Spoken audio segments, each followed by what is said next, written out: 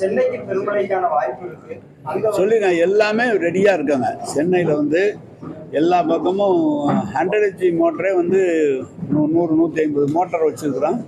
Tractor மோட்டர்லாம் வச்சுட்டான். அங்கே வந்து மரமெல்லாம் ஒழுந்தா எடுக்கிறதுக்கு அதையும் அந்த ஏற்பாடு பண்ணியிருக்கிறோம்.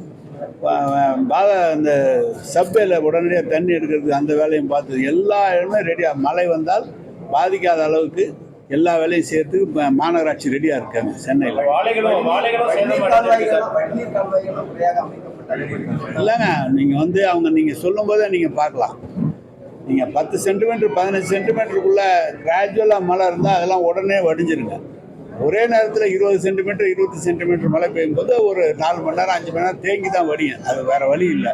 அதான் ஒரே நேரத்தில் திடீர்னு இயற்கையை போய் நம்ம எப்படி கணிக்க முடியல. கிராஜுவலாக எல்லா வேலையும் முடிச்சிருக்கோம். மழைநீர் வடிகால் பணியெல்லாம் ஓரளவுக்கு எல்லா பக்கமும் முடிச்சிட்டோம். தூர் வாரிட்டோம். எல்லா பக்கமும் ஆகாய தாமரையெல்லாம் அகற்றிட்டோம். தூர் வாரி வச்சுருக்கிறோம்.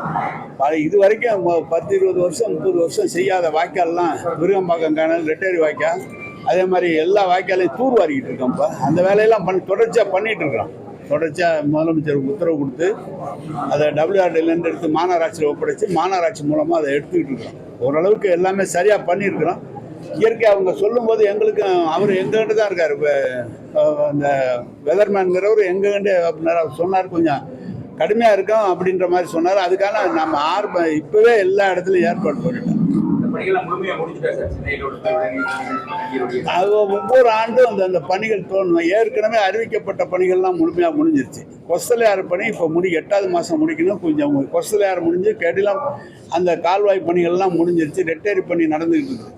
ஒவ்வொரு இடத்துலையும் ஒவ்வொரு நம்ம ஏற்கனவே உங்களுக்கு தெரியும் திருமுருகன் என்னென்ன கொடுத்தாங்களோ அந்த பணி பூரா முடிஞ்சிருச்சு.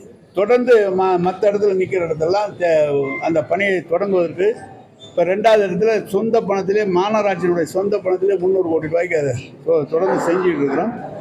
ஓரளவுக்கு அதான் சொல்கிறேன். கிராஜுவலாக மழை இருந்தால் ஒரு பிரச்சனையும் இல்லை. திடீர்னு அதிகமாக பெஞ்சுன்னா கொஞ்சம் தாமதப்படும். ஃப்ளைட்டே நின்று போது நாங்கள் என்ன செய்ய முடியாது. நேற்று ஒரு சின்ன உடைப்பு ஏற்பட்டிருக்கு. விவசாயிகள் அது என்ன பணியளிப்பு நடந்துட்டு இருக்குது. இல்லை அட்டன் பண்ணிட்டு இருக்காங்க. இன்னைக்கு வந்து அதை ஃபிக்ஸ் பண்ணி முடிச்சிருவாங்க. நேற்று அதை ஸ்லோ டவுன் பண்ணிட்டாங்க. பண்ணிட்டோம் சார். அதை பார்த்து இப்போ இன்ஜினியர்ஸ் இருக்காங்க. இன்ஜினியர்ஸ் கேட்டு அதில் ஏதாவது திருத்தம் பண்ணணும்னா திருத்தம் பண்ணி போன வருஷமா அது உடஞ்சி போச்சாடு. 5 இடத்துல உடஞ்சி சார். இந்த ஒரே ஒரு இடத்துல இது பண்ணிருக்கேன். பார்த்துட்டு சொல்றேன்.